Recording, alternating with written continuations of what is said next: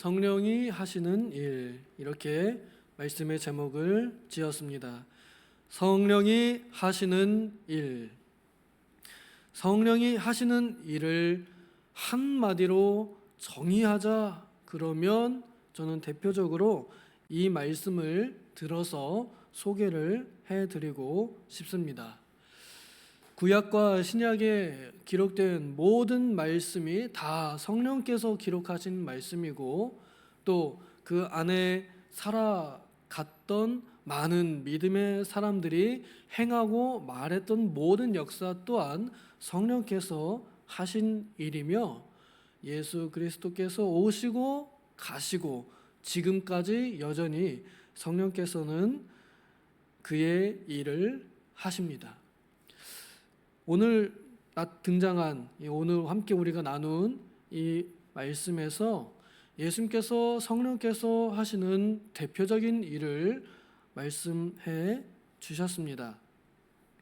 요한복음 14장 언저리 13, 14, 15, 16, 17 이 말씀들은 참 한 절 한 절이 너무나 귀하고 또 은혜롭고 깊이가 있습니다. 그리고 이 말씀들은 예수님께서 이 땅에 계시면서 이제 십자가에 달리시기 전에 거의 유언과도 같이 하신 말씀입니다.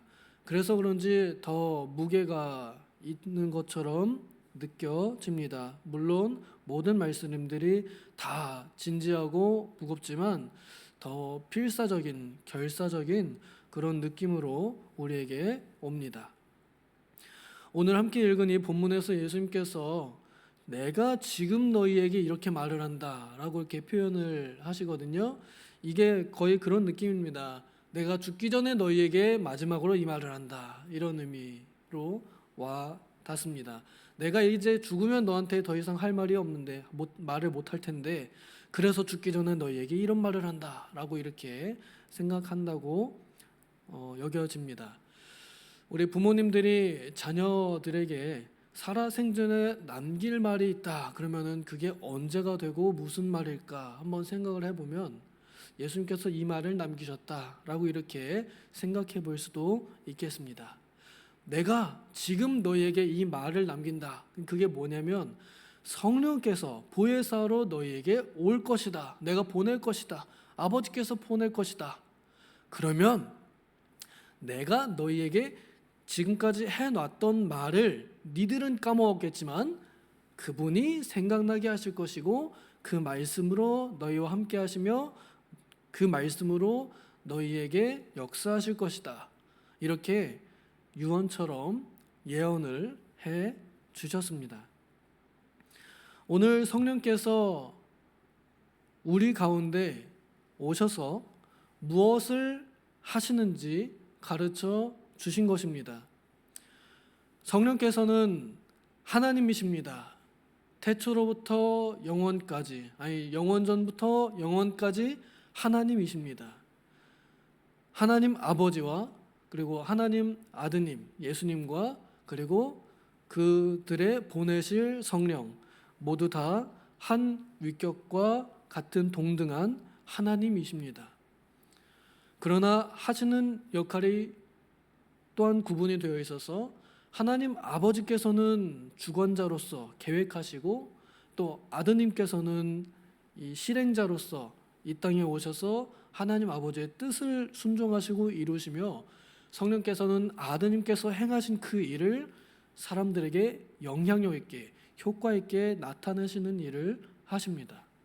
그리하여 삼위 하나님께서 합력하여 선을 이루시도록 하십니다.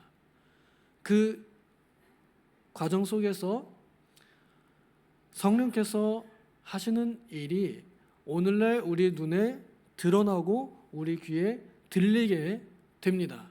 그렇기에 성령 하나님의 능력은 눈에 보이도록 귀에 들리도록 실제적으로 우리의 삶에 나타나게 되어 있습니다. 구약에도 그렇고 신약에도 그렇고 지금도 그렇고 하나님의 능력이 나타나는 것은 곧 성령님의 능력입니다. 성경의 말씀을 기록한 것 성령님의 능력이요 성령님의 역할이었습니다. 또한 구약에 나타난 수많은 기적들, 역사들, 특히 엘리야, 엘리사, 선지자들이 행했던 그 많은 능력들, 그리고 구약의 이 기자들, 시편의 기자들이나 다윗이나 다니엘이나 에스겔이나 이런 선지자들이 하는 모든 이사야, 예레미야 말씀들, 말들 성령의 능력으로 말씀하고 성령의 감동으로 예언하였습니다. 또한 예수님께서 이 땅에 오실 때에도 그 예수님이 잉태될 때에 마리아에게 성령께서 역사하셨습니다. 그래서 예수님은 동정녀 마리아에게 성령으로 잉태되어 나셨죠. 예수님이 이 땅에 오시는 데에도 성령께서 능력으로 행하셨습니다. 또한 예수님께서 이 땅에 계시는 동안에 역사하실 때에도 성령의 능력을 나타내 보여주셨습니다. 그러면서 내가 가면 너희가 이보다 더한 것들도 할 것이다 말씀하시며 그 성령께서 우리 안에서도 그와 같이 역사할 것을 말씀해 주셨습니다. 이 말씀을 잘못 오해하고 받아들이는 사람들이 신비주의로 빠지게 됩니다. 신비주의로 빠진다는 것은 크게 다르지 않습니다. 기적을 추구한다라는 것인데 그 기적의 의미가 다릅니다. 초자연적인 역사를 추구한다는 것인데 그 외형이 조금 다릅니다. 초자연적인 역사, 곧 하늘에서 불이 내려오든지 죽은 사람이 살아나든지 손 대면은 병이 다 낫든지 손수건 하나만 갖다 대도 병이 낫든지 그림자가 지나가도 병이 낫든지 그런 외적인 초자연적인 역사만을 추구하다가 이 성령께서 하시는 진짜 일과 진짜 목적을 잊어버리고 잃어버리는 경우가 너무나 많이 있습니다. 우리가 성령을 추구하는 이유는 하나님과 가까워지고자 하는 것입니다. 보혜사 어디 안에 계신다고요? 우리 안에 계신다고 표현합니다. 예수님께서 그렇게 가르쳐 주셨습니다. 안에 계시다라는 말은요, 예수님의 가르침을 보면은 제일 가까운 사이가 된다는 그런 뜻입니다. 그래서 하나님을 사랑하는 사람들은 하나님과 제일 가깝고 싶어서 하나님 안에 내가 있기를 원하고 하나님께서 내 안에 있기를 원하는 그런 모라일체의 경지, 그런 것을 원하기 때문에 성령의 감동을 추구하는데, 이걸 잘못 받아들이거나 잘못 깨닫는 사람들은 마치 내가 성령을 부리는 사람, 마술사와 같이, 마술도 아니지만 그런 어떤 이 나를 위한 존재로서의 하나님, 도구, 이렇게 여겨서 마치 그 내가 무슨 진짜 마술사가 돼서 막 손만 대면은 병이 낫고 막 말만 하면 위에서 막 불이 내려오고 이런 일들을 나를 위해서 하기를 추구합니다. 그래서 성령에 대하여 오해함으로 예수님께서 오늘 이 말씀하신 이 본문에 나타난 보혜사 성령의 일에 관심을 가지지 않습니다. 그래서 오히려 성령을 잃어버리는 결과를 초래하게 됩니다. 정말 하나님을 사랑하고 정말 성령님께서 내 안에 계시기를 바라시는 분들은 오늘 예수님께서 말씀하신 이 본문에 초점을 맞추어서 성령의 역할, 성령이 하시는 일을 추구하고 또 그렇게 소망하고 바라보면 좋겠습니다. 모든 것을 가르치고 내가 너희에게 말한 모든 것을 생각나게 하시는 일이 바로 성령의 일입니다. 이걸 쉬운 말로 하면 배운 말씀을 생각나게 하시는 것, 이것이 성령께서 하시는 일입니다. 배운 것을 우리가 다 기억하나요? 우리는 다 기억 못합니다. 우리 권사님들 다 똑같이 하시는 말씀이 있습니다. 돌아서면 기억이 안 난다고, 듣고 나도 기억이 안 난다고. 그럼 뭐 권사님들만 그러겠어요? 저도 마찬가지입니다. 주일날 오전 예배 설교 제목 기억나시거나 본문 기억나시거나 담임 목사님 좀 서운하시겠지만 우리 딱 물어보면요 한참 생각하면서 그때 무슨 말씀하셨지? 이런 얘기 하셨지? 그러고 보니까 본문이 이거구나. 그 정도만 해도 다행입니다. 근데 우리가 잊어버리니까 다행히도 목사님께서 설교하실 맛이 나기도 합니다. 그리고 기억 안 나니까 옛날에 했던 설교 기억 안 나서 또 은혜롭다 이러게 하죠. 완전히 다 생각나면은 했던 말씀 또 하시네 이럴 수 있어요. 그런데 정말로 성령의 감동이 있는 사람들은 절대 이거 10년 전에 하셨던 설교네 말하지 않습니다. 듣고 들어도 여전히 새롭고 또한 은혜롭다 이렇게 말하죠. 목회 경력 많이 우리 목사님 하셨고 또 이 교회에도 이제 계신 지 벌써 10년 넘으셨을 텐데 넘으셨나요? 그렇죠? 그러면은 옛날에 했던 설교가 한 번이라도 더 안 나올까요? 나올까요? 당연히 나오게 돼 있죠. 그건 좋은 일입니다. 그런데 거기에 대고서 했던 설교 또 하신다 이러면요 조심해야 됩니다. 내가 그 말씀의 은혜에서 벗어나 있다는 것이죠. 내가 기억하지 못하는 말씀을 담임 목사님을 통해서 성령께서 나에게 다시 알려주시고 다시 생각나게 하시는데 다시 생각나는 게 뭐예요? 그때 했던 거라고 생각났다. 그래서 그걸 그렇게 얘기한다. 성령의 감동을 내가 잊어버리거나 혹은 멀어졌다는 증거이기도 합니다. 감사하다. 다시 생각나게 하시니 감사하다. 성령의 역사다. 이렇게 받아들일 때 우리에게 은혜가 있고 성령께서 내 안에 살아 계시다. 작용하신다. 효과적이게 나를 감동하신다. 이렇게 이해하면 좋겠습니다. 성령께서는 없던 것을 말씀하시거나 없는 것을 잊게 하시는 그런 역할을 하지 않으십니다. 물론 하실 수 있겠지만 안 하십니다. 들은 것, 곧 예수님께서 원래 하신 말씀들을 그 안에서 하신다는 말입니다. 그래서 성령께서 말씀하시는 데는 성경을 벗어나지 않습니다. 오직 성경 안에 있는 것들을 말씀하십니다. 그 신천지에 빠진 사람이 이런 얘기를 한답니다.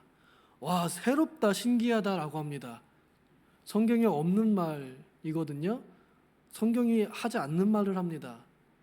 성령의 감동이 안 되어 있으니까 하는 말이지요. 어디에 감동된 거예요? 사탄에게, 마귀에게 감동됐으니까 성경에 벗어난 것에 아멘하고 할렐루야 하는 것입니다. 성령 안에 계신 사람들, 성령 안에 있는 사람들은 성경 안에 있는 말씀엔 아멘하고 성경 밖에 있는 말이나 성경에 위반되는 말에는 아멘하지 않습니다. 그런데 말이 안 되니까 안 하는 얘기를, 말도 안 되는 얘기를 하는 데에도 와, 새롭다라고 받아들인 거는 그거는 성령의 감동이 아닙니다. 그래서 성령을 추구하는 사람들은 말씀을 추구하는 사람들입니다. 성령에 인도되는 사람들은 말씀에 인도되는 사람들입니다. 성경 말씀에서 벗어나서는 성령의 감동이라고 말할 수 없습니다. 예수님께서 분명히 증언하셨잖아요. 배운 것을, 들은 것을 가르치시리라 하셨습니다. 그렇게 우리가 참으로 성령 감동을 받기를 원한다 그러면 성령의 소스인 이 말씀, 하나님의 말씀에서 벗어나지 않아야 하고 이 말씀에서 우리가 살아야 합니다. 내가 이 말씀을 많이 배운 만큼 성령께서 내 안에서 역사하실 배경이 넓어지는 것입니다. 아는 만큼 생각나게 되는 것입니다. 구약에도 그렇고 신약에도 그렇고 하나님께서는 늘 성령의 감동을 통해서 일하셨습니다. 구약에 신약이 아직 기록되어 있지 않아도 성령에 감동된 사람들은 이미 신약에 기록될 말씀을 이미 얘기하고 그에 합당한 행위들, 능력들을 행하며 살았습니다. 오늘날 우리는 완성된 성경을 가지고 있습니다. 그래서 그 어느 때보다도 성령의 감동에 충만한 사람으로 살 수 있는 사람들입니다. 우리의 몫은 성경에서 벗어나지 않고 성경에 더욱 가까이 하고 성경을 더욱 깊이 파고드는 일, 그것이 우리가 할 수 있는 일이고 또 해야 할 일입니다. 성령에 취하는 일입니다. 이것을 쉬운 말로 성령 충만이라 하지요. 성령 충만이라 함은 점쟁이가 된다는 뜻이 아닙니다. 마술사가 된다는 뜻이 아닙니다. 하나님의 말씀에 과연 그러한가 하여 하나님의 말씀을 묵상하고 또 그 말씀으로 인하여 기뻐하고 즐거워하는 것, 그것이 성령 충만의 역사입니다. 성령께서는 또한 로마서 8장에 어떤 일을 하시냐 곁들여서 설명하자면 하나님의 말씀을 내가 실천할 수 있도록 도와주십니다. 우리 개인적인 열심과 능력으로는 하나님의 말씀 절대 실천 못하고 다 못합니다. 그러나 성령께서 도와주시면 연약한 내가 하나님의 말씀을 실천할 수 있게 됩니다. 또한 성령께서 역사하시면 내가 하나님을 아버지라고 부를 수 있게 합니다. 또한 성령께서 역사하셔야 내가 예수님을 나의 주님이라고 고백하게 됩니다. 그리고 그것을 세상에게 전하며 예수님은 우리의 주님이십니다. 예수님은 우리를 위해 죽으셨습니다. 예수님은 우리를 위해 부활하셨습니다. 예수님은 우리를 위하여 오실 것입니다. 전할 수 있게, 전도할 수 있게 합니다. 전도하는 것 또한 내 능력이 아니라 성령의 능력입니다. 성령의 역사는 어떤 특별한 사람들이 막 놀라 자빠질 만한 그런 게 전혀 아니라는 것을 우리가 깊이 인식하면 좋겠습니다. 그래서 신비주의에 빠지지 않는 진짜 신비를 깨닫는 사람들이 되면 좋겠습니다. 진짜 신비가 뭡니까?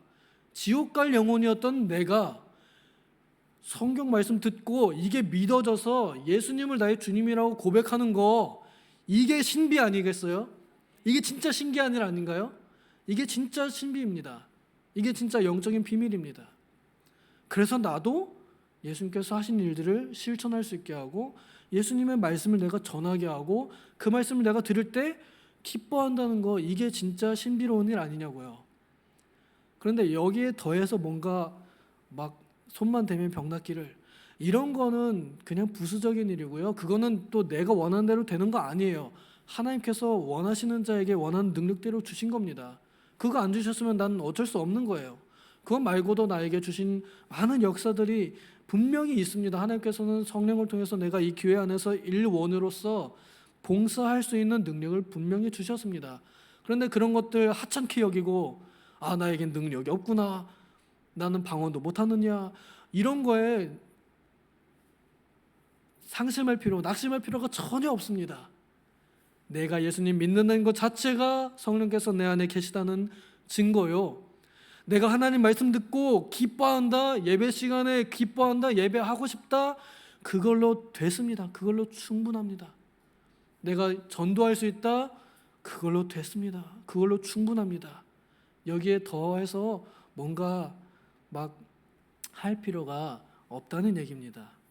성경 안에서 우리가 머물고 그 안에서 성령의 역사를 맛보는 것만으로도, 무엇이 신비인지를 아는 것만으로도 우리는 우리에게 주어진 믿음의 분량 이외의 것을 더 보다가 구부러지거나 혹은 풍덩 어디에 빠지거나 혹은 넘어지거나 그럴 필요가 없습니다. 부디 바라건대 우리 도봉교회 성도님들 성령에 대하여 바르게 알고 성경에서 벗어나지 않은, 성경이 말하는 것에 초점을 맞추어서 성령께서 오늘 교회들에게 하시는 말씀을 들을 줄 아는 귀가 열리면 좋겠습니다. 그리고 그것이 제일 안전적인 장치가 하나님께서 만드신 것이 바로 공예배, 그리고 위임받은 자, 권한을 가진 자가 하나님의 말씀을 전하는 것입니다. 곧 설교를 우리 교회에서 담임 목사님이 하는 설교를 듣는 거, 그것을 실천하는 거, 이것부터 시작이라는 얘기입니다. 그러니 여기서 벗어나서 다른 어떤 얘기, 특히 요즘에 유튜브가 있죠. 정말 잡소리를 정말 많이 합니다. 말도 안 되는 소리를 성령이 하신 말이라고. 성경에서 벗어나지 않았으면 됩니다만 성경에 그렇게 써 있지도 않은데 자기 말이 성령이라고. 이거 정말 조심해야 됩니다. 여러분, 우리가 예수님을 나의 주님이나 또 이 세상의 주권자다 말하는 거, 예수님 전도하는 거, 그거 성령의 역사입니다. 그러나 내가 점쟁이가 되어서 말하는 거, 그거 정말 경계해야 됩니다. 내가 그렇게 되지 않도록 조심해야 되고, 그런 말이 나에게 들리지 않도록 또한 조심해야 합니다.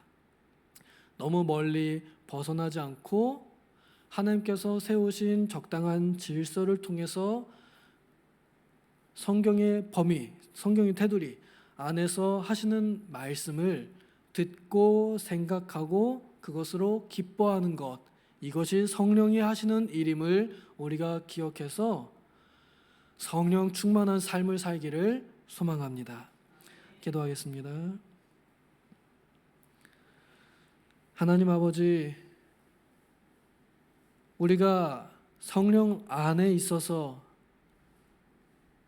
성령께서 하나님의 말씀을 나에게 증언하시는 것을 내가 듣고 또 그 말씀을 내가 믿음으로 세상에게 예수 그리스도는 구원자라고 심판주라고 그렇게 말할 수 있는 것, 이것으로 충분합니다. 주님, 성령으로 충만한 우리가 되게 하여 주셔서 정말 성경을 벗어나지 않은 오직 말씀에 근거한, 또한 말씀을 향한, 성경을 향한 성령의 역사를 집중하여 듣고 행하는 우리가 되게 하여 주시옵소서. 그리하여 말로만 성령이 아니라 참으로 능력으로 성령의 역사가 나타나는 우리 모두가 다 되게 하여 주시옵소서. 감사드리며 예수님의 이름으로 기도하옵나이다. 아멘.